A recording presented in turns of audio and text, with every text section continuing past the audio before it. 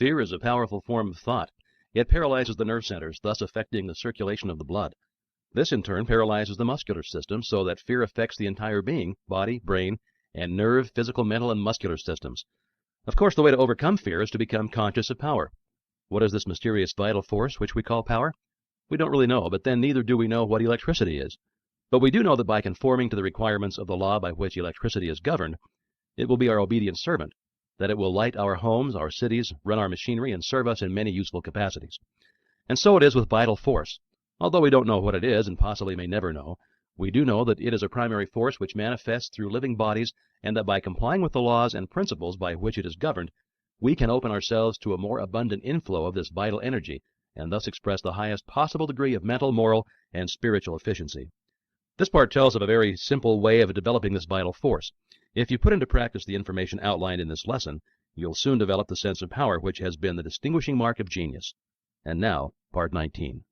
The search for truth is no longer a haphazard adventure, but it's a systematic process and is logical in its operation. Every kind of experience is given a voice in shaping its decision. In seeking the truth, we're seeking ultimate cause. We know that every human experience is an effect. Then if we may ascertain the cause, and if we shall find that this cause is one which we can consciously control, the effect or the experience will be within our control also. Human experience will then no longer be the football of fate. A man will not be the child of fortune, but destiny. Fate and fortune will be controlled as readily as a captain controls his ship, or as an engineer controls his train. All things are finally resolvable into the same element, and as they are thus translatable one into the other, they must ever be in relation, and may never be in opposition to one another. In the physical world there are innumerable contrasts, and these may, for convenience sake, be designated by distinctive names. There are sizes, colors, shades, or ends to all things. There's a North Pole and a South Pole, an inside and an outside, a seen and an unseen, but these expressions merely serve to place extremes in contrast. They are names given to two different parts of one quantity. The two extremes are relative. They are not separate entities, but are two parts or aspects of the whole. In the mental world we find the same law. We speak of knowledge and ignorance, but ignorance is but a lack of knowledge, and is therefore found to be simply a word to express the absence of knowledge. It has no principle in itself. In the moral world we again find the same law. We speak of good and evil, but good is a reality, it's something tangible, while evil is found to be simply a negative condition, the absence of good. Evil is sometimes thought to be a very real condition, but it has no principle, no vitality, no life. We know this because it can always be destroyed by good. Just as truth destroys error and light destroys darkness, so evil vanishes when good appears. There is therefore but one principle in the moral world.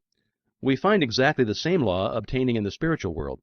We speak of mind and matter as two separate entities, but clearer insight makes it evident that there is but one operative principle, and that is mind.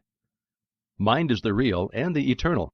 Matter is forever changing. We know that in the eons of time, 100 years is but as a day. Now, if we stand in any large city and let the eye rest upon the innumerable large and magnificent buildings, the vast array of modern automobiles, cellular telephones, the electric lights, and all of the other conveniences of modern civilization, we may remember that not one of them was there just over a century ago. And if we could stand on the same spot 100 years from now, in all probability we should find that but few of them remained. In the animal kingdom we find the same law of change. The millions and millions of animals come and go, a few years constituting their span of life. In the plant world, the change is still more rapid. Many plants, and nearly all grasses, come and go in a single year. When we pass into the inorganic, we expect to find something even more substantial, but as we gaze on the apparently solid continent, we are told that it arose from the ocean. We see the giant mountain. We're told that the place where it now stands was once a lake. And as we stand in awe before the great cliffs in the Yosemite Valley, we can easily trace the path of the glaciers, which carried all before them. We're in the presence of continual change, and we know that this change is but the evolution of the universal mind, the grand process whereby all things are continually being created anew, and we come to know that matter is but a form which mind takes, and is therefore simply a condition. Matter has no principle. Mind is the only principle. We have then come to know that mind is the only principle which is operative in the physical, mental, moral, and spiritual world. We also know that this mind is static, mind at rest. We also know that the ability of the individual to think is his ability to act upon the universal mind and convert it into dynamic mind or mind in motion. In order to do this, fuel must be applied in the form of food, for man cannot think without eating, and so we find that even a spiritual activity such as thinking cannot be converted into sources of pleasure and profit except by making use of material means. It requires energy of some kind to collect electricity and convert it into dynamic power.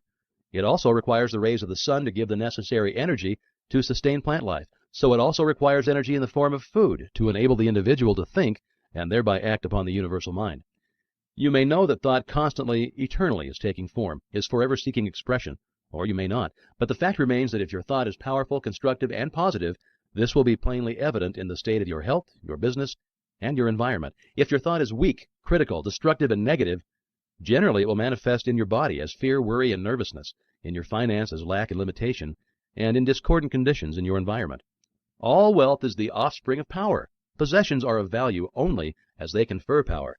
Events are significant only as they affect power. All things represent certain forms and degrees of power.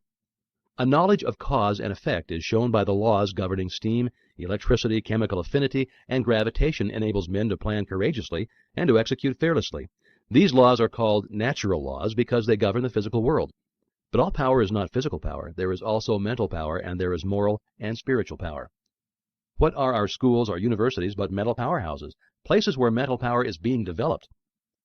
As there are many mighty powerhouses for the application of power to ponderous machinery, whereby raw material is collected and converted into the necessities and comforts of life, so the mental powerhouses collect the raw material and cultivate and develop it into a power which is infinitely superior to all the forces of nature, marvelous though they may be.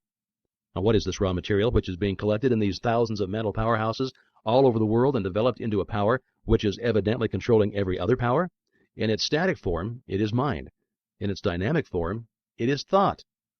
This power is superior because it exists on a higher plane, because it has enabled man to discover the law by which these wonderful forces of nature could be harnessed, and made to do the work of hundreds and thousands of men.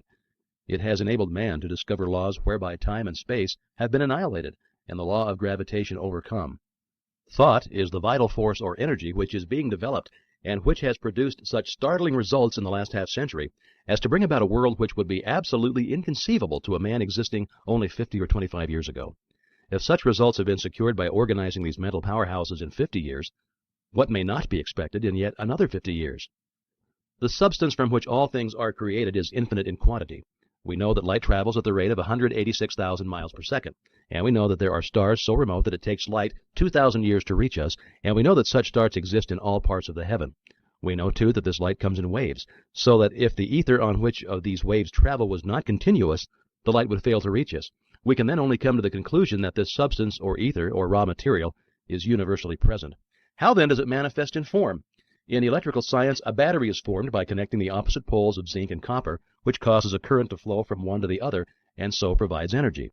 Now, the same process is repeated in respect to every polarity, and as all form simply depends upon the rate of vibration and consequent relations of atoms to each other, if we wish to change the form of manifestation, we must change the polarity.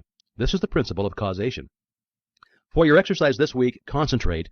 And when I use the word concentrate, I mean all that that word implies. Become so absorbed in the object of your thought that you're conscious of nothing else, and do this a few minutes every day. You take the necessary time to eat in order that the body may be nourished. Why not take the time to assimilate your mental food? Let the thought rest on the fact that appearances are deceptive. The earth is not flat, neither is it stationary. The sky is not a dome. The sun does not move. The stars are not small specks of light. And matter, which was once supposed to be fixed, has found to be in a state of perpetual flux. Try to realize the day is fast approaching. Its dawn is now at hand, when modes of thought and action must be adjusted to rapidly increasing knowledge of the operation of eternal principles. The quote from Channing is appropriate. Silent thought is, after all, the mightiest agent in human affairs.